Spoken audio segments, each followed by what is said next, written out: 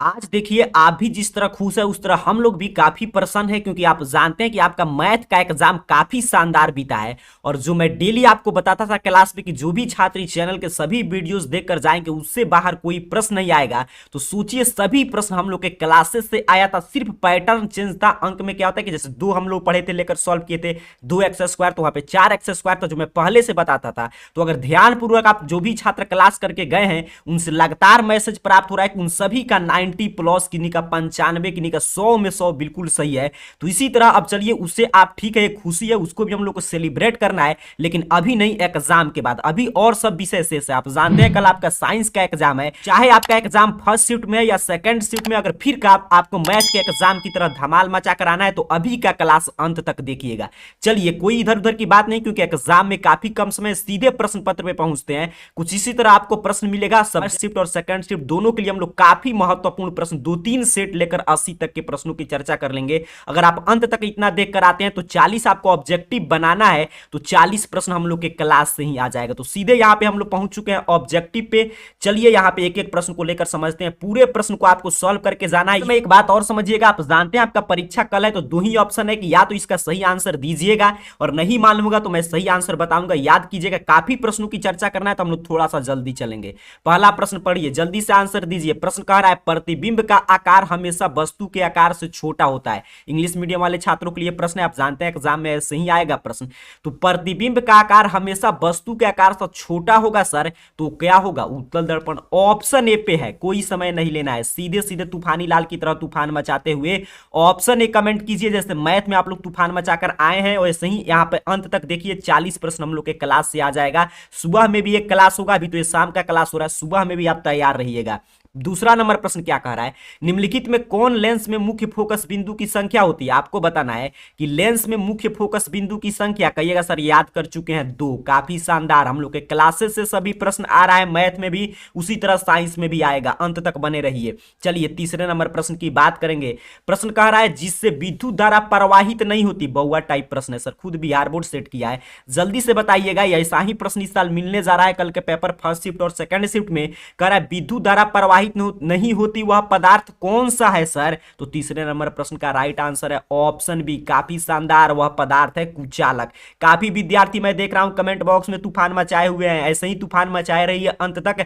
आपको जाकर एग्जाम में कल भी मैथ की तरह एग्जाम इसमें 80 में 80 लेकर आना है आपको। उससे एक भी नंबर से कंप्रोमाइज नहीं। आपको ऑब्जेक्टिव तो 40 में 40 यहीं से आएगा, इसको आपको सही करके आ जाना है। कह रहा है श्वेत प्रकाश के कितने वर्ण होते हैं? बहुआ टाइप सभी प्रश्न हो चुका है, जल्दी से आंसर दीजिए। जल्दी हम लोग चलेंगे, 2-3 सेट लेकर हम लोग को चर्चा करना है, अंत तक बने रहिएगा। श्वेत प्रकाश में कितने वर्ण होते हैं सर?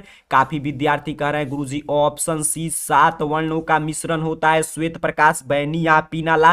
काफी शानदार, आगे बढ़ते हैं। 5 नंबर प्रश्न की बात करते हैं। प्रश्न आपके मोबाइल स्क्रीन पे आ चुका है, जल्दी से आंसर दीजिए। कह रहा है घटपर्णी एक उदाहरण है, इसमें से 4 ऑप्शन है, घटपर्णी किसका उदाहरण है? जल्दी से बताइएगा। तो जो भी छात्र कह रहे हैं कि सर एक कीटभक्षी पादप है, काफी शानदार, आप समझिए तूफानी लाल बन चुके हैं इस चैनल के। आप कल भी तूफान मैथ की तरह मचा कर आएंगे 80 में 80 लेकर। छठे नंबर प्रश्न की बात करेंगे। प्रश्न कह रहा है आपसे निम्नलिखित में कौन जंतु चमड़ी और फेफड़े दोनों से सांस ले सकता है? जल्दी से आंसर दीजिए, और नहीं मालूम है तो मैं सही आंसर जो बता रहा हूं रट कर जाइएगा, एग्जाम में इसी में से प्रश्न आएगा। कौन जंतु चमड़ी और फेफड़ा दोनों से सांस लेता है सर? तो काफी आसान, मेढक। बिल्कुल सही, याद रखेंगे ऑप्शन डी सही आंसर आपको कर देना है छठे नंबर प्रश्न का। यहां पे देखिए आगे बढ़ते हैं। 7 नंबर प्रश्न कह रहा है आपसे कि लाल रक्त कोशिका में लाल वर्णक होता है। लाल रक्त कोशिका में लाल वर्णक क्या होता है, यही प्रश्न पूछा जा रहा है। तो पीछे मैं काफी क्लास में आपको बताया था हीमोग्लोबिन होता है। बिल्कुल सही, ऑप्शन बी सही आंसर है। देखिए आप लोग का मैथ का पेपर जब समाप्त हुआ फर्स्ट शिफ्ट और सेकंड शिफ्ट का, काफी बच्चे इसी पे यूट्यूब चैनल पे कमेंट कर रहे थे कि बिल्कुल हम लोग के क्लासेस से प्रश्न था। मैंने भी पेपर देखा, बस अंक चेंज था। आपको 85 बनाना था, ऑब्जेक्टिव तो 50 जो कल शाम में हम लोग क्लास किए थे उसी पैटर्न पे पूछ दिया था। फॉर्मूला मैं बताया था, अगर आप याद करके गए होंगे तो आप धमाल मचा कर आएंगे। उसी तरह यहाँ पे देखिए अभी का क्लास हो रहा है, इसको देखिए सुबह में क्लास आएगा, इतना देख कर जाइएगा, कोई प्रश्न बाहर नहीं आने जा रहा है। कह रहा है नेफ्रॉन पाया जाता है। नेफ्रॉन किसमें पाया जाता है सर? तो ब्रिक में, बिल्कुल सही, ऑप्शन ए सर सही आंसर कर देंगे। नेफ्रॉन ब्रिक में पाया जाता है। आगे बढ़ते हैं गुरुजी, 9 नंबर प्रश्न कह रहा है रासायनिक अभिक्रियाओं को किस तरह से व्यक्त किया जाता है। तो जानते हैं रासायनिक अभिक्रिया को रासायनिक समीकरण के द्वारा व्यक्त करते हैं, बिल्कुल सही, ऑप्शन सी, रासायनिक समीकरण के द्वारा रासायनिक अभिक्रिया को व्यक्त करते हैं। इसमें क्या सोचना है, ऑप्शन सी कमेंट कीजिए। बहुत सारे प्रश्न को सीखना है, जल्दी जल्दी प्रश्न पे फोकस रहिएगा। अब अंतिम समय है, अंतिम आप पढ़ाई कर रहे हैं। कह रहा है सल्फ्यूरिक अम्ल का अणुसूत्र, देखते हैं कितने विद्यार्थी इसका सही सही आंसर दे पाते हैं। इसे सभी विद्यार्थी इसका आंसर कमेंट करेंगे। 10 नंबर का राइट आंसर क्या होगा मैं देख रहा हूं, सभी विद्यार्थियों को आंसर देने के लिए इंतजार हो रहा है कि सभी लोग एक साथ आंसर कमेंट कीजिए। तो जो भी छात्र कह रहे हैं कि सर H2SO4, ऑप्शन भी काफी शानदार, आप तूफानी लाल बन चुके हैं, आप तूफान मचाएंगे साइंस में। सल्फ्यूरिक अम्ल ऑप्शन बी। आगे बढ़ेंगे सर, हेमाटाइट निम्नलिखित में किस धातु का अयस्क है। बउआ टाइप प्रश्न है, जल्दी से बताइए, ये सभी प्रश्न में आपको समय नहीं लेना है, जल्दी से आंसर कमेंट कीजिए। हेमाटाइट निम्नलिखित में से किस धातु का अयस्क है सर। तो आप जानते हैं, अत्यंत का छोटा बउआ भी जानता है, आयरन का अयस्क है, काफी शानदार, एग्जाम में आएगा, ऑप्शन ए आपको कलर करना है। चलिए आगे बढ़ते हैं, 12 नंबर प्रश्न की बात करते हैं। काफी शानदार शानदार प्रश्न मिल रहा है, इसी रूप में एग्जाम में प्रश्न आएगा। कह रहा है CH3Cl का यूपाक नेम बताइए। CH3Cl का IUPAC नेम बनाना है तो क्लोरोमीथेन होता है, बिल्कुल सही। देखते देखते ऑप्शन डी, रटते चलिएगा, रटते चलिए, जिसका भी आंसर नहीं मालूम है रटते चलिए। 13 नंबर प्रश्न की बात करते हैं। कह रहा है विद्युत परिपथ में विद्युत फ्यूज किस सिद्धांत पर कार्य करता है। विद्युत परिपथ में विद्युत फ्यूज किस सिद्धांत पे कार्य करता है। काफी वीवीआई प्रश्न है कल के एग्जाम के लिए, उसमें सिद्धांत कितना बार मैं आपको सिखाया हूं, ऑप्शन ए। अब आपको तूफान मचाते हुए आंसर कमेंट करना है। चलिए आगे बढ़ते हैं सर, बात करेंगे 14 नंबर प्रश्न। काफी प्रश्न सीखेंगे, अंत तक बने रहिए, रट कर जाइएगा, एग्जाम में सीधे सीधे प्रश्न टकराएगा। प्रश्न आपसे चुंबकीय क्षेत्र का एसआई मात्रक। देखिए हम लोग डिटेल में नहीं चर्चा करें क्योंकि अंतिम समय इसमें उतना समझने का मौका नहीं है। आपको सिर्फ क्या करना है, सही आंसर देना है, नहीं मालूम है तो याद करना है। ये दो ही ऑप्शन अब आपके पास है क्योंकि कल ही आपका परीक्षा है। चुंबकीय क्षेत्र का एसआई मात्रक सर टेस्ला, बिल्कुल सही ऑप्शन है। लेकिन मैं देख रहा हूं यहाँ पे कमेंट बॉक्स में काफी विद्यार्थी तूफान मचाए हुए हैं, ऑप्शन ए लिख रहे हैं, काफी शानदार, आपकी तैयारी पूर्ण हो चुका है। अब आप तूफान मचाने के लिए एग्जाम में जाकर युद्ध जीतने के लिए तैयार हो चुके हैं। ईंधन का उदाहरण है, सोचिए, लॉजिकल प्रश्न है। ईंधन का उदाहरण, लकड़ी भी ईंधन है, CNG भी है, LPG भी है, तो इसीलिए तो ऑप्शन डी दिया गया था इनमें से सभी, बिल्कुल सही, ऑप्शन डी सही आंसर कर देंगे। फ्यूल है, देखिए यहाँ पे इंग्लिश मीडियम वाले छात्रों के लिए प्रश्न था, ऑल ऑफ दिस। 16 नंबर प्रश्न की बात करते हैं सर जी। प्रश्न आपसे पूछ रहा है कि प्रतिबिंब की प्रकृति होती है। अब देखिए क्या पूछा कि प्रतिबिंब की प्रकृति, उत्तल लेंस, अवतल लेंस, उत्तल दर्पण, अवतल दर्पण, कुछ नहीं है, कोई कंफ्यूजन नहीं होना है, एग्जाम में प्रश्न को समझना है, वहां पे कोई बेचैनी नहीं रहेगा। प्रतिबिंब की प्रकृति तो आप जानते हैं, प्रतिबिंब दो की प्रकृति दो होती है, तभी तो दो प्रकार के हम लोग प्रतिबिंब पढ़ते हैं, बिल्कुल सही, वास्तविक और काल्पनिक दो प्रकार के प्रतिबिंब सर, ऑप्शन सी। काफी शानदार, काफी बच्चे अभी 16 में 16 सही किए हैं, अंत तक बने रहिए, सभी प्रश्न का सही सही जवाब देकर जाना है, तभी एग्जाम में आप 40 प्लस सही करके आएंगे, उतना प्रश्न यहीं से टकरा जाएगा। काफी प्रश्न की हम लोग चर्चा करेंगे, अभी तो ये पहला सेट चल रहा है। कोशिका में युग्मकों के संलयन की परिणति कहलाती है, तो कोशिका में युग्मकों के संलयन की परिणति क्या कहलाता है सर। हम लोग सभी देखिए क्लासेस से प्रश्न में एक दिन नहीं अनेकों दिन से पीछे आपको पढ़ाते आ रहा हूं, तो 17 नंबर प्रश्न का ऑप्शन सी। जो भी छात्र रेगुलर क्लास करते हैं चैनल को सब्सक्राइब करके रखे, मैं देख रहा हूं जाइगोट कमेंट कर दिए हैं, ऑप्शन सी, बहुत शानदार। आगे बढ़ते हैं 18 नंबर प्रश्न, ये भी प्रश्न तो हम लोग क्लास से ही है। कह रहा है मेंडल के द्विसंकरण का लक्षण प्रारूपी अनुपात क्या है। देखिए क्या पूछ रहा है, यहां पे गौर कीजिएगा, लक्षण प्रारूपी अनुपात पूछा है, तो आप बुक भी अगर बायोलॉजी का पढ़े होंगे तो कहिएगा ऑप्शन ए पे दिया गया 9:3:3:1 होता है। चलिए आगे बढ़ते हैं, 19 नंबर प्रश्न की बात करते हैं। कह रहा है ओजोन क्या है, बउआ भी बता देगा, आप तो बड़े हो चुके हैं, आप 10th में पहुंच चुके हैं, जल्दी से बताइएगा इसका सही आंसर क्या होगा। ओजोन क्या है सर, प्रश्न यही पूछा जा रहा है, तो ओजोन इज अ गैस, बिल्कुल सही, ऑप्शन ए, ओजोन गैस है सर, ऑप्शन ए, ओजोन परत हम लोग डिटेल में पढ़ते हैं। चलिए आगे बढ़ते हैं, 20 नंबर प्रश्न। कह रहा है निम्नलिखित में कौन घटक हमारे शरीर के लिए आवश्यक है, आपको बताना इसमें से कौन कंपोनेंट्स हमारे शरीर के लिए आवश्यक है सर। बउआ टाइप प्रश्न है, ऑप्शन पढ़िए, बिल्कुल आप सही आंसर दे पाएंगे। तो जो भी छात्र कह रहे हैं सर विटामिन भी जरूरी है, खनिज भी जरूरी है, पोषक तत्व न्यूट्रिएंट्स इंश्योरेंस भी जरूरी है, ऑप्शन डी बिल्कुल सही। इसीलिए तो ऑल ऑफ दीज ऑप्शन दिया गया था, काफी शानदार, याद रखेंगे 20 का ऑप्शन डी। 21 नंबर प्रश्न कह रहा है निम्नलिखित में कौन ऑक्सी कारक है। देखिए क्या पूछ रहा है, कौन ऑक्सी कारक है, यहां पे ध्यान दीजिएगा। तो ऑक्सी कारक इसमें से कौन है, 4 ऑप्शन है, देखते हैं कितने विद्यार्थी बिना कंफ्यूजन का जवाब दे पाते हैं। जो भी छात्र कह रहे हैं कि सर 21 का ऑप्शन भी टिक कीजिए, बिल्कुल सही, O2 क्या है, ऑक्सी कारक है। चलिए एक एक प्रश्न का आंसर दीजिए, नहीं मालूम है तो याद करते चलिएगा। 22 नंबर प्रश्न कह रहा है अष्टक का नियम किनके द्वारा दिया गया। देखते हैं कितने विद्यार्थी तूफान मचाते हुए इसका आंसर कमेंट करते हैं कि अष्टक का नियम किनके द्वारा दिया गया सर। इसी लेवल का प्रश्न इस साल भी सेट हुआ है। आज का पूरा क्लास आप देख लेते हैं अंत तक बन के, तो 40 आपको ऑब्जेक्टिव बनाना इसी से आ जाएगा। सुबह में एक क्लास होगा, 40 40 80 आप सही करके जाएंगे। अष्टक का नियम किनके द्वारा दिया गया सर, तो 22 नंबर प्रश्न का राइट आंसर है ऑप्शन डी, न्यूलैंड के अष्टक सिद्धांत आप पढ़ते हैं तो ऑप्शन डी इसमें क्या सोचना है, आंसर कमेंट कर देना है। ये 23 नंबर प्रश्न की बात करते हैं। प्रश्न आपसे कह रहा है कि निम्नलिखित में से किसके प्रयोग से जल की अस्थायी कठोरता को कम किया जाता है। ये प्रश्न तो कई बार रिपीट किया है, इस साल भी हो सकता है फर्स्ट या सेकंड शिफ्ट के पेपर में मिल जाए। कह रहा है निम्नलिखित में से किसका प्रयोग जल की अस्थायी कठोरता कम करने के लिए किया जाता है, यही प्रश्न पूछा जा रहा है। तो 23 नंबर प्रश्न का राइट आंसर देखते देखते आपको ऑप्शन ए कमेंट करना है, वॉशिंग सोडा, बिल्कुल सही, धोने का सोडा। धोने का सोडा को किस रूप में प्रयोग करते हैं, जल के अस्थायी कठोरता को कम करने में। आगे बढ़ते हैं, 24 नंबर प्रश्न की बात करते हैं। प्रश्न आपसे कह रहा है कि निम्नलिखित में कौन सबसे कठोरतम प्राकृतिक पदार्थ है। चारों ऑप्शन में से सबसे कठोरतम प्राकृतिक पदार्थ, बउआ टाइप प्रश्न हो चुका है, पिछले मॉडल पेपर में मैं इसका आंसर आपको बताया था, हीरा। थोड़ा हम लोग जल्दी चल रहे हैं, आपको भी इसमें क्या है, क्योंकि मैथ है, मैथ में देखिए कल कितना डिटेल में हम लोग पढ़े थे।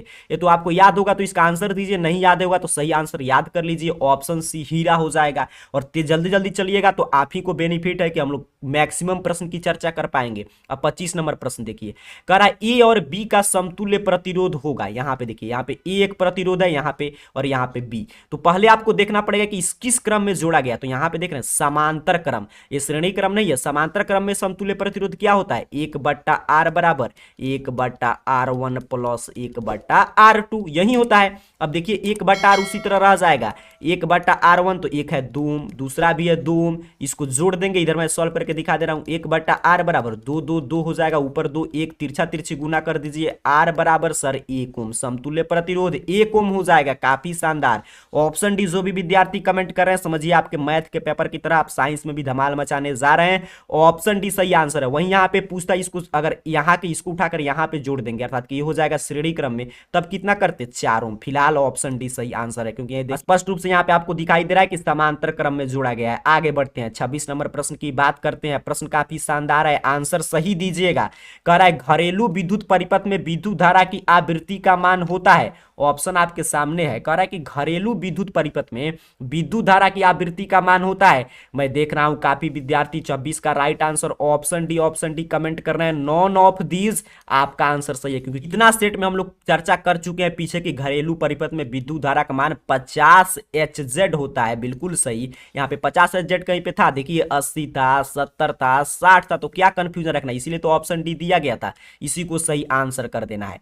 आगे बढ़ते हैं, 27 नंबर प्रश्न की बात करते हैं। प्रश्न आपके स्क्रीन पे आ चुका है, आपको क्लियर दिखाई दे रहा है, जल्दी से मैं प्रश्न पढ़ के सुना रहा हूं, आपको आंसर कमेंट करना है।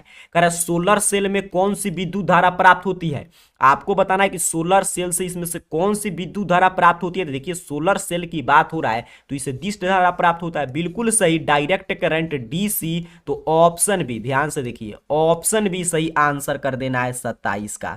आगे बढ़ते हैं, 28 नंबर प्रश्न की बात करते हैं। प्रश्न आपसे कह रहा है कि कांच का अपवर्तनांक किस रंग के लिए सर्वाधिक होता है, आपको बताना है कि इसमें से किस रंग के लिए कांच का अपवर्तनांक जो है वो सर्वाधिक होता है। तो 28 का राइट आंसर है ऑप्शन बी, बैगनी। कांच का पूछ रहा है किस रंग के लिए सर्वाधिक होगा, बैगनी रंग के लिए, बिल्कुल सही, रटते चलिएगा। 28 का ऑप्शन बी आपको सही आंसर करना है। 29 नंबर प्रश्न कह रहा है, देखिए आपको कि आराम में सामान्यतः वयस्क मनुष्य का श्वसन दर प्रति मिनट कितना होता है। अब देखिए क्या पूछ रहा है, श्वसन दर पूछ रहा है, यहां पे गौर कीजिएगा, श्वसन दर प्रति मिनट कितना होता है, यही प्रश्न पूछा गया है कि हम लोग पढ़ते हैं प्रति मिनट श्वसन दर 16 होता है तो इस सामान्यतः पूछ रहा है तो इसी बीच में आएगा, 15 से 18 के बीच में 16 आ जाएगा। तो ऑप्शन 20 का देखते देखते आपको आंसर एग्जाम में करके आ जाना है। आगे बढ़ते हैं, 30 नंबर प्रश्न की बात करते हैं। प्रश्न आपसे कह रहा है कि निम्नलिखित में किस जीव में परिसंचरण तंत्र नहीं होता है।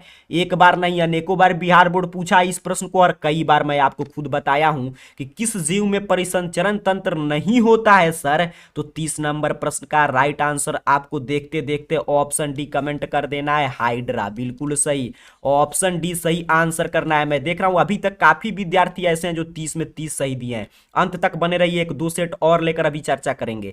31 नंबर प्रश्न आपसे कह रहा है कि रेजिन और गोंद कहां संचित होते हैं। हम लोग को कम समय में मैक्सिमम प्रश्न की चर्चा करना है ताकि आपको जो है इसके बाद क्लास खत्म होगा तो जाकर बुक जो भी आप नोट्स बनाए होंगे उससे रिवीजन कीजिएगा। कह रहा है रेजिन एवं गोंद कहां संचित है, आंसर दीजिए। जल्दी से देख रहे हैं कितने विद्यार्थी इसका सही सही आंसर दे पाते हैं। तो रेजिन और गोंद आपके बुक में स्पष्ट रूप से लिखा गया पुराने जाइलम में संचित रहता है। बिल्कुल सही, ऑप्शन डी देखते देखते आंसर कमेंट करना है। और नहीं मालूम था तो याद कर लीजिए, कोई चिंता की बात नहीं मालूम है तो अभी भी समय पूरा रात आपके पास है। जितना प्रश्न बता रहा हूं इतना याद कीजिएगा, सुबह में क्लास होगा उसे रिवीजन करके जाइएगा। आप तूफान मचाकर मैथ की तरह इसमें भी आने जा रहे हैं। कह रहा है निम्नलिखित में कौन अनैच्छिक क्रिया नहीं है। इसमें से देखिए ध्यान से, हड़बड़ाना नहीं है, पहले प्रश्न को समझना है आपको। कौन अनैच्छिक क्रिया नहीं है ये प्रश्न पूछ रहा है, अर्थात कि ऐच्छिक क्रिया कौन है। तो चबाना, चबाना हम लोग क्या करते हैं अपने इच्छा से करते हैं। उल्टी, लार का निकलना, हृदय धड़कन, ये सभी अनैच्छिक क्रिया है। प्रश्न में पूछा था कौन नहीं है तो ऑप्शन डी पे दिया गया था चबाना। चलिए आगे बढ़ते हैं, 33 नंबर प्रश्न की बात करेंगे। प्रश्न आपसे कह रहा है कि प्राकृतिक रबड़ निम्नलिखित में से किसका बहुलक है।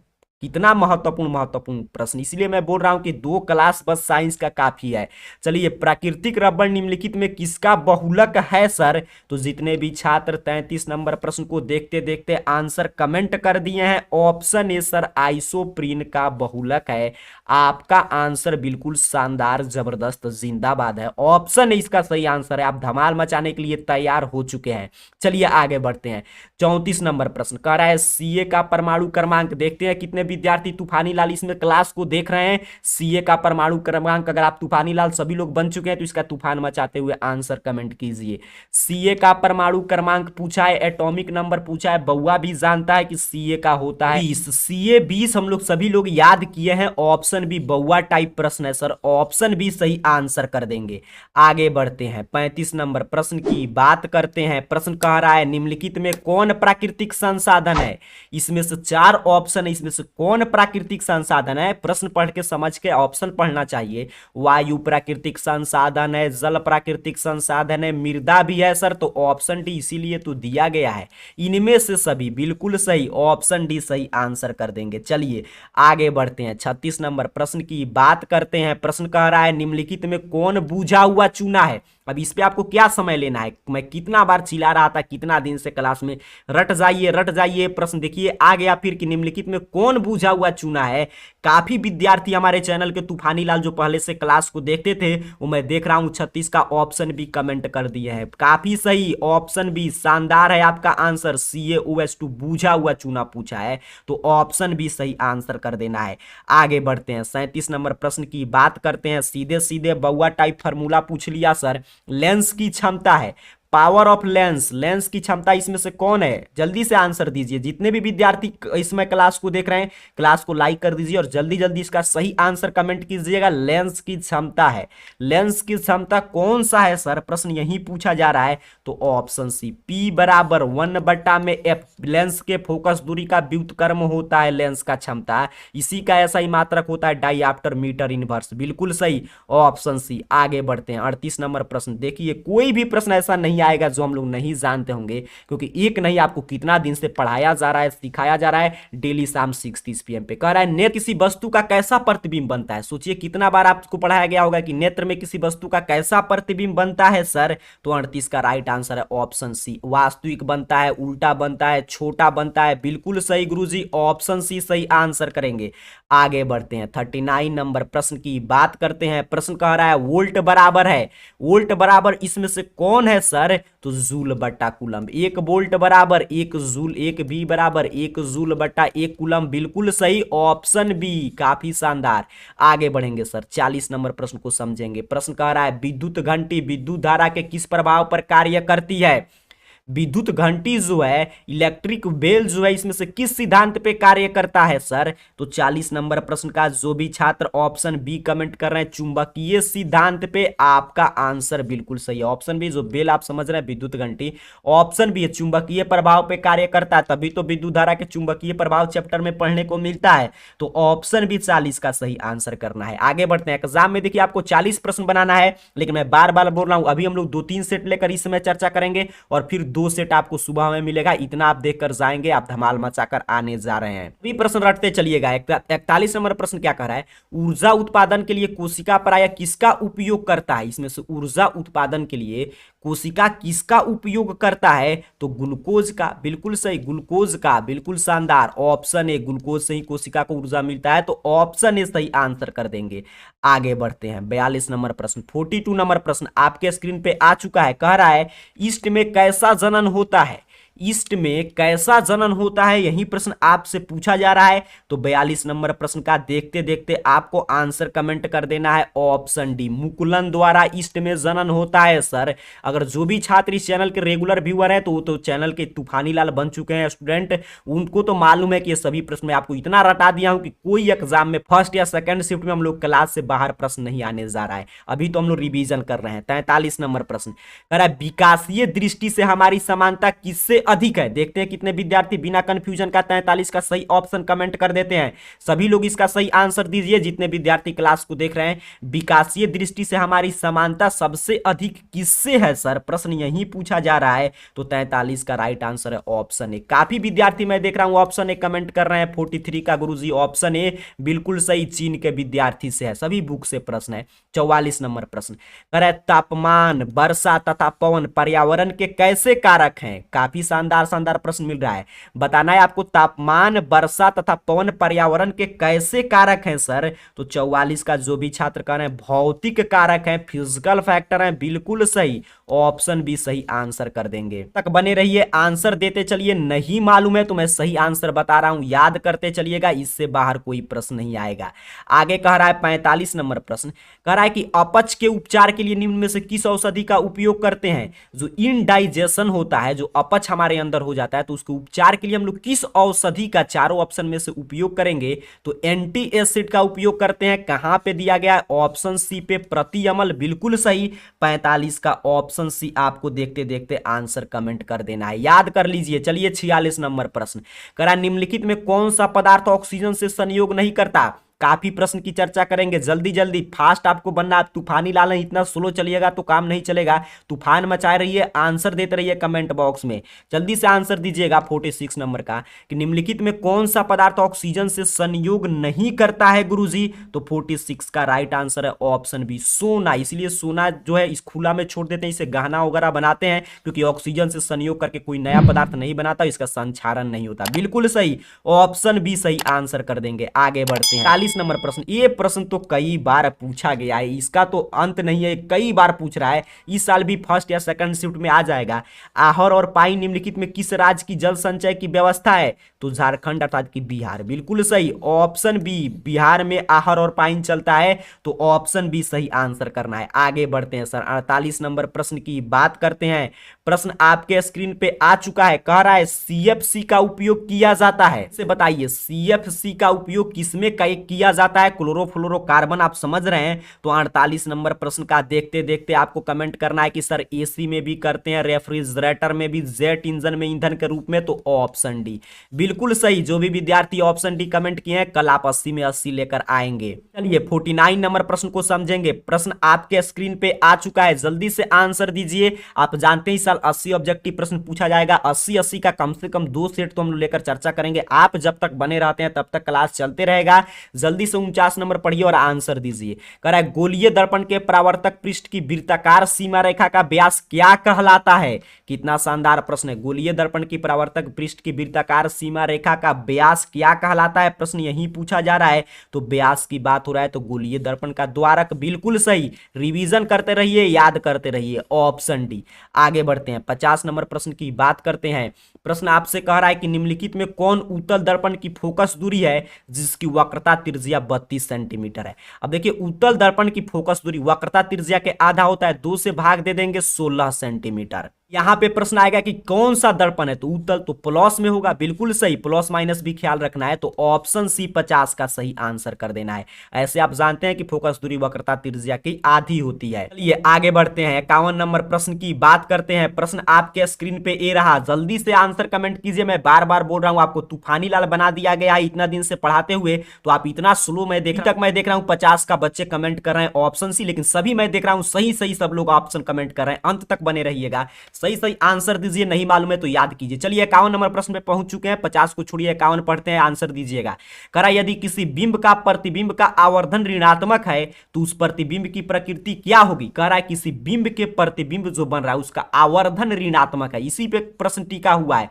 आवर्धन सर ऋणात्मक है तो प्रतिबिंब की प्रकृति कैसी होगी गुरुजी, तो ऑप्शन ए वास्तविक उल्टा, क्योंकि आवर्धन ऋणात्मक है, बिल्कुल सही, ऑप्शन ए सही आंसर आपको करना है 51 का।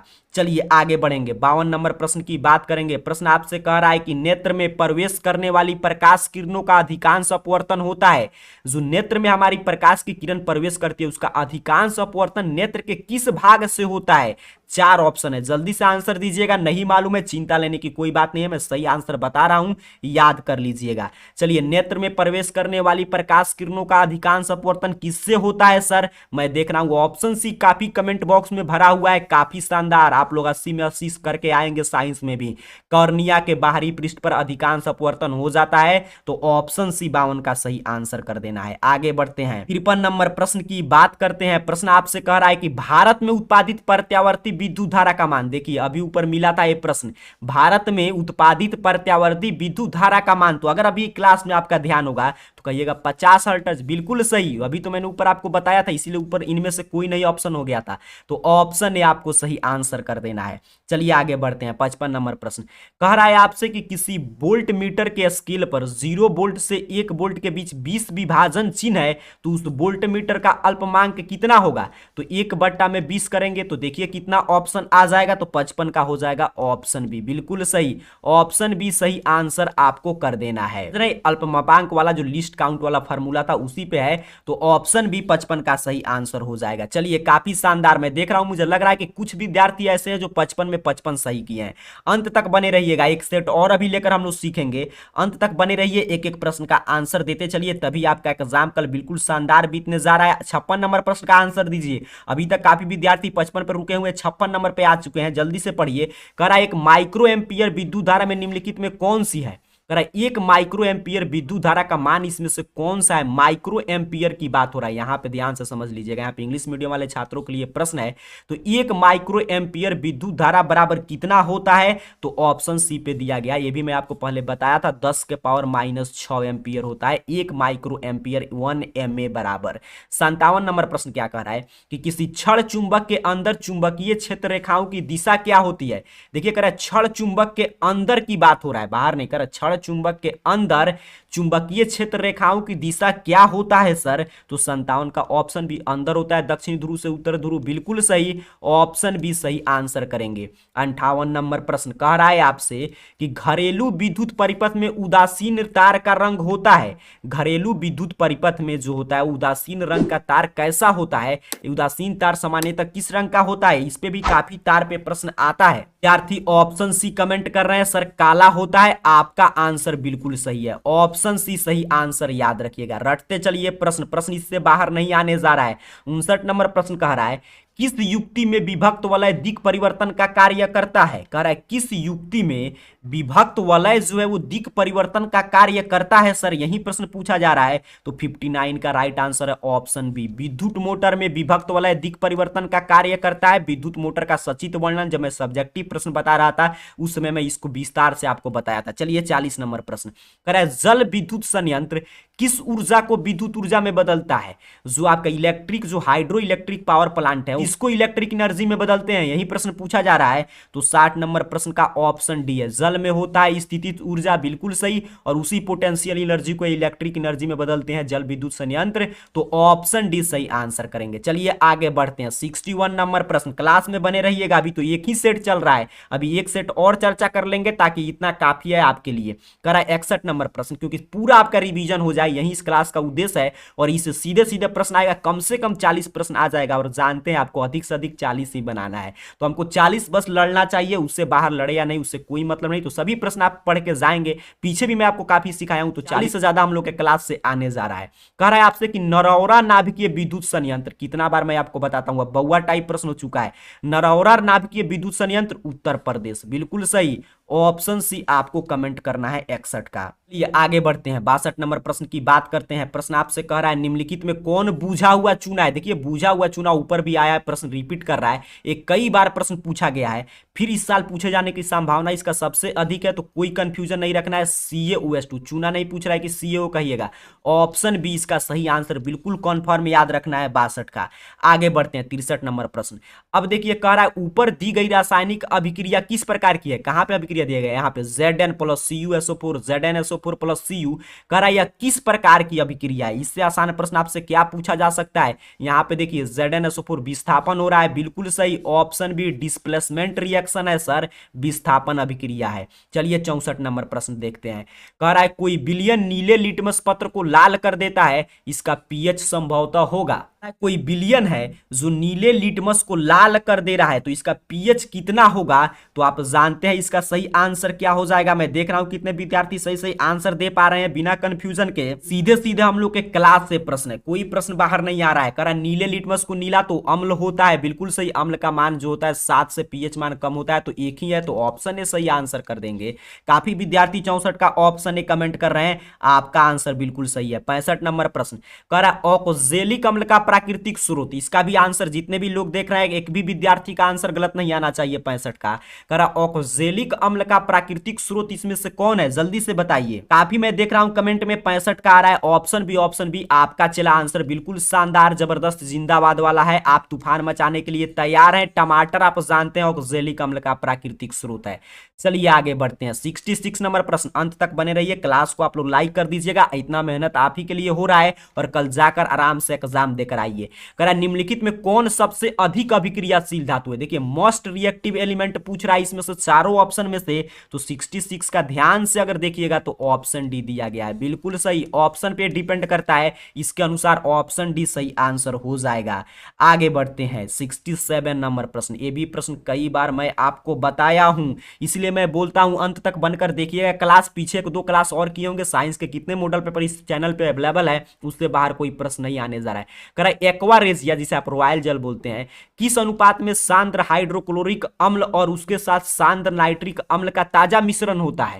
कह रहा है एक्वा रेजिया में किस अनुपात में सांद्र हाइड्रोक्लोरिक अम्ल और सांद्र नाइट्रिक अम्ल का ताजा मिश्रण होता है। तो ये तो प्रश्न आपको रिपीट करते करते याद हो गया होगा कि इसका राइट आंसर ऑप्शन सी है, 3:1। काफी विद्यार्थी मैं देख रहा हूं 67 का ऑप्शन सी कमेंट किए हैं, आपका आंसर काफी शानदार है। चलिए 68 नंबर प्रश्न।